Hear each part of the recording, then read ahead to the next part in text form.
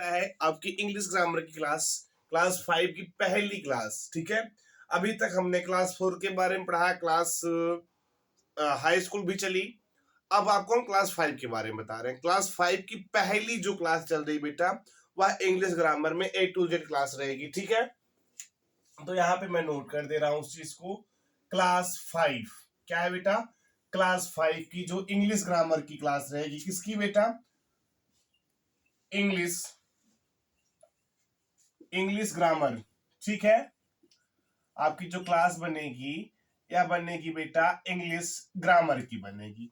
Okay, अब देखो क्या देखने वाली बात इसमें क्या क्या मैं आपको चैप्टर जो है क्लियर करवाऊंगा क्लास 5 के बच्चों। ठीक है, पहला जो आपका चैप्टर क्लियर होगा वह बेटा क्लियर होगा सेंटेंस का। किसका चैप्टर क्लियर होने वाला बेटा? सेंटेंस का पहला चैप्टर। दूसरा आपका जो क्लियर होगा बेटा वह रहेगा नाउन। तीसरा आपका जेंडर। ऐसे ही स्टेप वाइज मैं आपको पढ़ाते हुए बेटा क्रम वाइज जिसको कहते हैं स्टेप टू स्टेप मैं आपको पढ़ाता रहूंगा। ठीक है, जेंडर पढ़ा दूंगा। जेंडर के बाद आपको मैं बता देता हूं एडजेक्टिव।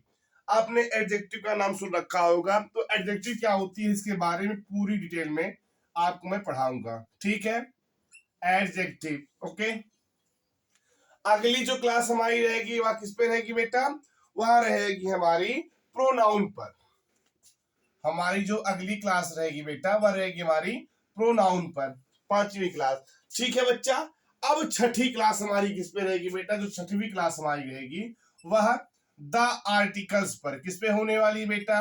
द आर्टिकल्स पर होने वाली। जो हमारी छठवीं क्लास रहेगी वह आपकी द आर्टिकल्स पर होगी। ठीक है बेटा, इसके बाद वाली जो क्लास है हमारी, यानी जो 7वें नंबर पर हमारी जो क्लास है बेटा वह रहेगी आपका टेंस पर। किस पे रहने वाली बेटा? जो 7वें नंबर की हमारी जो क्लास है बेटा वह रहेगी द टेंस पर होने वाली क्लास है। ठीक है बच्चा, तो बेटा हमारी जो 7वीं क्लास रहेगी बेटा वह रहेगी आपकी टेंस पर। ओके, अब चलते हैं 8वें नंबर पे। 8वें नंबर का चैप्टर क्या रहने वाला है बेटा? आपका वर्ब। 8वां जो हमारा रहेगा वह रहेगा वर्ब। 9वां रहेगा बेटा हमारा क्या? एडवर्ब। इसी प्रकार 10वें नंबर पर चलते हैं। अब 10वां नंबर होने वाला क्या आपका बेटा? जो 10वां नंबर है वह होगा प्रीपोजिशन। 10वां आपका किस पे होगा बेटा? प्रीपोजिशन। 11वां बेटा आपका होगा कंजक्शन।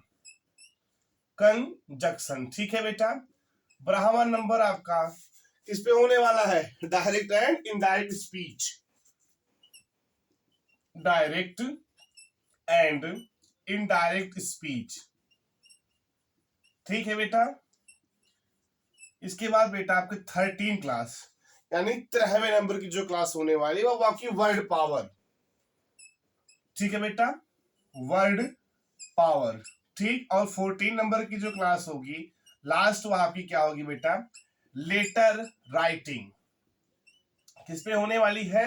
लेटर राइटिंग पर होगी। जैसा कि आपको पता है हमने अभी तक जो है क्लास 4 की हिंदी पूरी पढ़ा दी है, इंग्लिश स्टार्ट कर दिया और मैथ का भी मैंने 2 या 3 चैप्टर कवर करवाया था जो प्लेलिस्ट में आपको मिल जाएगी। और हाई स्कूल की हिंदी जो है लगभग 15 या 20 क्लासेस में उसकी भी ले चुका हूँ और लगातार जारी भी रहेगी क्लास उसकी। ठीक है, किन्हीं कारणों से टेक्निकल इशू था इसलिए मैं आप लोग क्लास नहीं ले पाया था। ठीक है, चलिए आपकी क्लास 5 की जो भी पूरी क्लासेज होंगी पूरा शेड्यूल से ऐसे ही चलेगी। पहला आपका सेंटेंस रहेगा, दूसरा नाउन रहेगा, तीसरा जेंडर, फिर adjective, pronoun, the articles, tense, verb, adverb, preposition, conjunction, direct and indirect speech, word power and letter writing. इसी पे इसका बेटा क्या हो जाएगा? लास्ट हो जाएगा। ठीक है, अब बेटा चलते बात करते हैं जो कल से हमारी जो आने वाली क्लासेस हैं उनके बारे में। क्या क्या समझेंगे हम उन सब चीजों में? देखो बेटा सिंपल सी बात है, कल की हमारी जो क्लास होने वाली है वह सेंटेंस पे होगी। ठीक है, अब उसमें हम समझेंगे क्या? सेंटेंस के टाइप, इसके एग्जांपल्स, हम कैसे पहचाने कौन सा सेंटेंस है ये, उसके कमांड क्या क्या है, उसके स्टेटमेंट क्या है। इस चीज को हम हर एक चैप्टर में पूरा बेसिकली पढ़ेंगे। या नहीं कि सिर्फ जो आपका डेफिनेशन होता है और एग्जांपल होता है वही आपको बताने चलेंगे, कुछ रूल भी बताएंगे आपको जिसको फॉलो करना। यदि आप इस चीज को समझ रहे हो तो फाइनली जो इंग्लिश ग्रामर आपका होता है बहुत ही वीक है, मैंने इस चीज को देख रखा है। तो मैं गारंटी ले रहा हूँ इन सब चीजों की। बेटा अगर ग्रामर में आपने इस चीज को अच्छे से पढ़ लिया, सेंटेंस पढ़ लिया, नाउन पढ़ लिया, तो गारंटी है इन सब चीजों में कोई डाउट या कहीं से कोई मिस्टेक आपको नहीं मिलेगी। ठीक है, ये आपकी पूरी लाइफ की बात कर रहा हूँ। ग्रामर एक ऐसी चीज है कभी चेंज नहीं होती है। यदि आपने नाउन पढ़ा है पहले ही, नाउन आगे भी पढ़ोगे। ठीक है, अभी आप क्या करते हैं, मैथ में से स्टार्टिंग होती है तो 1+1 से स्टार्ट करवाते हैं, नंबर जो डिजिट होता है उसको पहचानना सिखाते हैं।